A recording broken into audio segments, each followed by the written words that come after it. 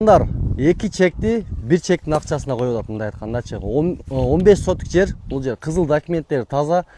Кааласаңыздар 7,5 кылып, 2 чек кылып өзүнчө алсаңыздар да болот. Туугандар, сонун вариант сиздер үчүн. Ишо плюс экондо тең үйү бар, даже 3 үй бар экен, Курманбек.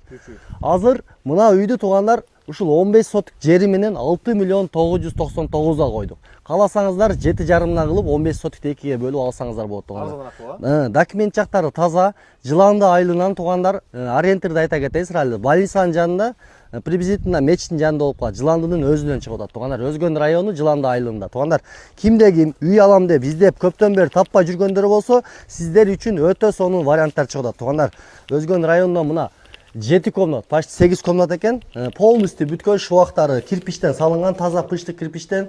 Швагы бүткөн, даже эшик, рамка, айнектерине чейин полностью коюлган.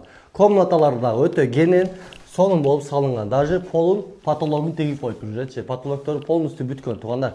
Ар бир комнатага өзүнчө мээрим берилип жасалган туугандар. Болгону обойду берип туруп эле жашаш керек экен. Бар жок жерде жүрөтчү. Потолок бүткөн, светти тартасыңар туугандар, линия дагы тартылган.